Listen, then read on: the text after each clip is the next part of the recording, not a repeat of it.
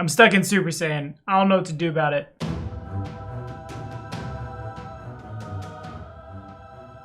What's going on, guys? My name is Tommy.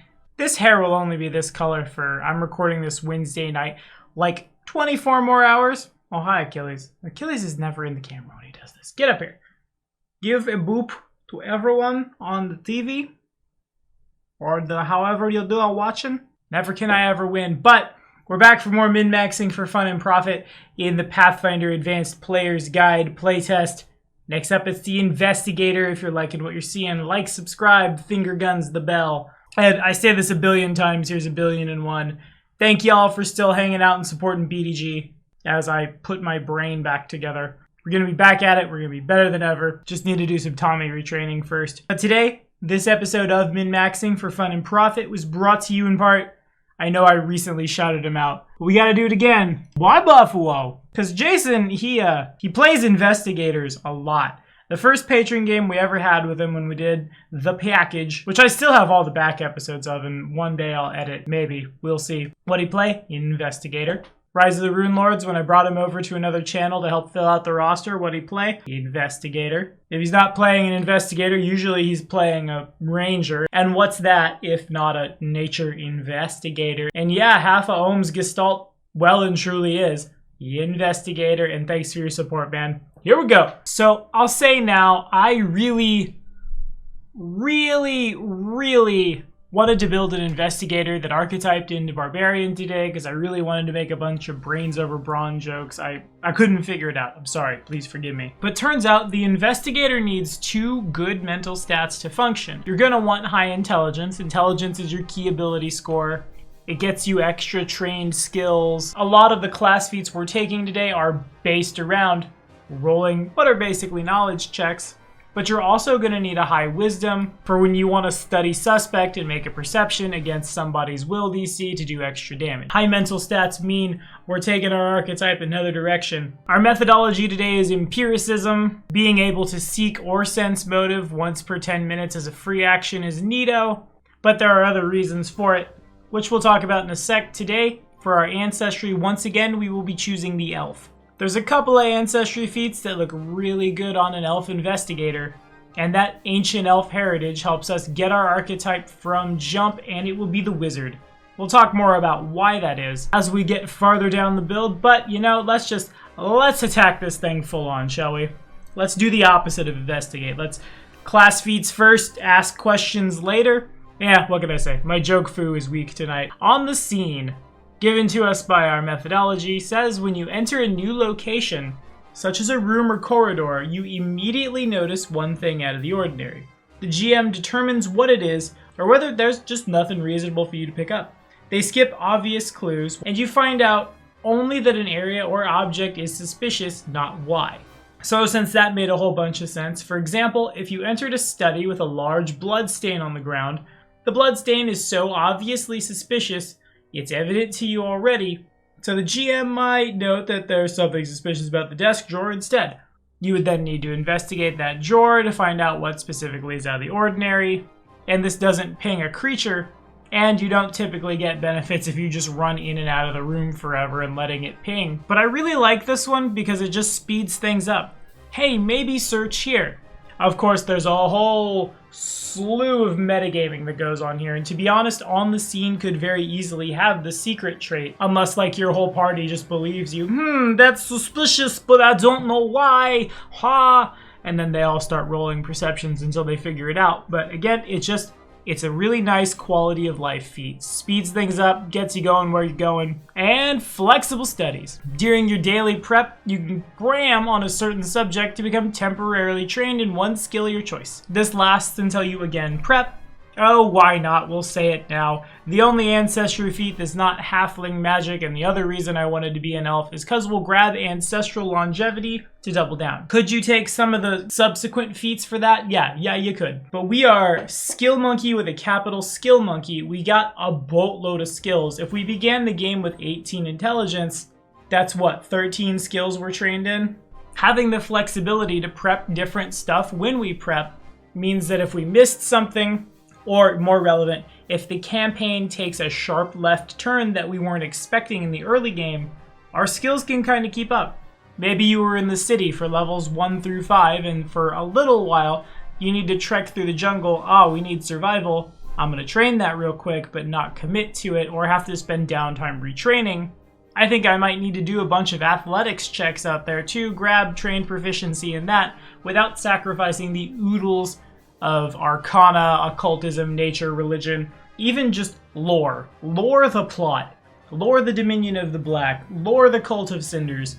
Lore the Whispering Way. Lore something in Wrath of the Righteous. I guess the Abyss, but that's mostly religion, isn't it? Lore the Stolen Lands. You see what I'm saying? It's your job to know all the important stuff about the plot and tell it to your friends. On that note, the more and more I play Pathfinder 1st and 2nd edition, the more and more I'm thinking the traditional optimized party, unless you just want to show up and SWAT team something to death, isn't necessarily tank, damage, heals, though certainly that works in 2e, but it's a little more int, whiz, cha. Somebody to face, somebody to make the knowledge checks, and someone to, speaking briefly in 1st edition terms, perception, sense, motive. Occasionally survival. Boy oh boy have I rambled though. Framing case at 2nd level. Once per day you can designate your current case as your framing case. Whenever you take the case again, you change cases, but you can change back to your framing case any number of times by using a single action with the concentrate trait. On your next daily prep, you can keep the same one or find a new one. Wait, what? What does that mean? Well, take the case. Whenever you attempt to check to investigate the case you've taken, it's a +1 circumstance or +1 to knowledge checks. This lets you bounce around a little bit, which will be really important for us as we go. Basic wizard spellcasting is next, and will basically form the brunt of our, when we're not making knowledge checks, how do we function in combat? We want to have really high intelligence and wisdom. Certainly we're going to probably want some dexterity for the times we do attack with that crossbow, but oftentimes having those real great mental stats means our physical stats aren't the best, so why even worry about it? Just have a cantrip in the back for 1 or 2 actions after you're done throwing knowledge checks around. But there's other reasons why the wizard looks real good with the investigator. Moving forward, thorough research. At level 6. When you succeed at a recall knowledge check, you learn an additional fact about the subject. When you critically succeed, you might get even more. That's basically the brunt of the build. Hey, what's that? What kind of damage does it do? What do its saves look like? What's its AC look like? More importantly, for the wizard, does it have any weaknesses or resistances? There are a lot of things in Pathfinder that have weaknesses. Most of the things that were immune just have some kind of high resistance now. But I think that is a trend that we are going to see the farther up and up we go. So if I can look at something and be like, that is weak to fire 20, and I, a spellbook-based caster, hopefully prepared that spell today, so I could then huck some fire at it. But this gets even better if you're expecting to fight the same enemies or same kinds of enemies throughout the course of the game. If nothing else, you can direct somebody else to it, and even if it's just your cantrip, even if you just have all the damaging elemental cantrips you can, it's extra damage. On top of something else that we don't really talk about in min-maxing for fun and profit, rolling knowledge checks gets you a little bit more of the story than you might have seen otherwise. I hear that one all the time when I'm chatting with my patrons. Tommy, I want to build a world, but my players aren't really seeing it because my players are low intelligence characters and aren't making knowledge checks. That's a DM discussion all in of itself. But the person whose whole shtick is, a thing, knowledge check that thing, is going to give themselves, their characters, and all the players a front row seat to the world the GM has developed. Also, you'll be damn effective at it. Next, it's Arcane Breadth to make sure we've got a lot of sweet spells, then Basic Arcana for a familiar. And we've talked about how good familiars are. Nothing new there. Expert Wizard Spellcasting follows next. Then at 14th level, what very well may be the dumbest feat I've ever seen in my life. Doubling down is cool, tripling down is good, quadrupling down is too much. Let's quintuple down with Reason Rapidly.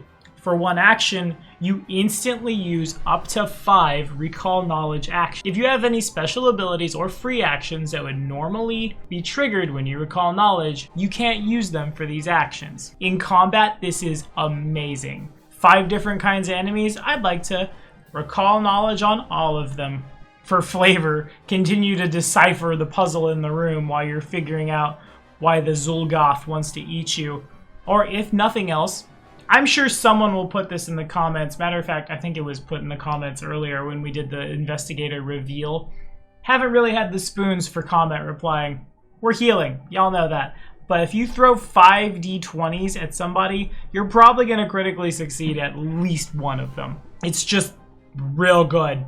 And so is a word I don't know how to say. Here we go. Y'all gave me so much crap during the playtest for didactic strike. Did I get that right? When you critically succeed at a check to study a suspect, instead of the usual buff, you can, on your next attack this turn, get a +1 circumstance to your attack on each of your allies' next attacks against the target before your next turn.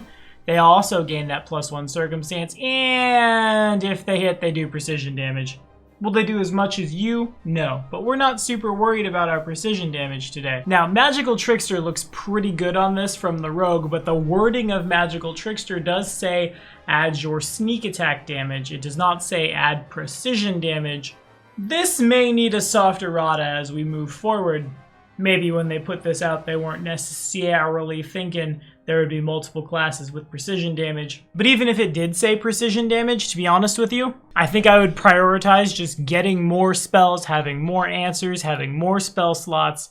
For 1 action, recall 5 knowledges, then a 2-action spell.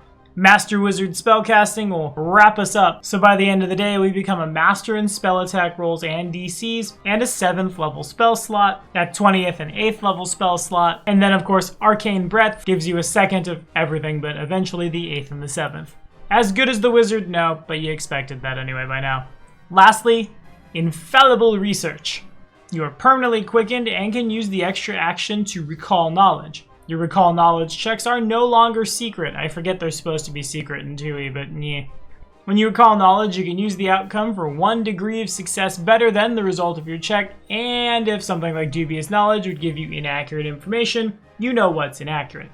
When one of your allies recalls knowledge and gains false information, you also know what would be inaccurate from them. Dubious knowledge probably looks good on us, but again, the skill feat's gonna be entirely up to you on this one, because that's just how the investigator rolls. I think best practices with this character are to work with your GM, watch the plot, learn what like the top 3 or 4 most rolled skills in the game will be, then get real good at those. A lot of your gold will go to your spell book, and that's basically the character. Recall knowledge, you're weak to that? Good, I have that, boom. And just keep your spell list as varied as possible until, again, you start to get a bead on what you'll be fighting. I suppose on that note as well, if you think you'll be fighting a lot of demons and zombies and things, since you do need a pretty high wisdom, you could just as easily archetype into cleric instead of wizard, throw a bunch of good damage around, or if nothing else, heal folks. Choice is yours, friends, but what do y'all think?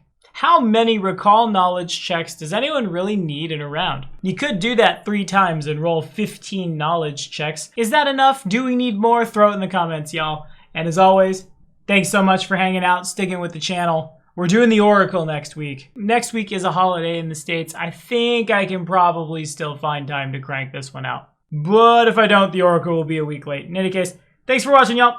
See you next time.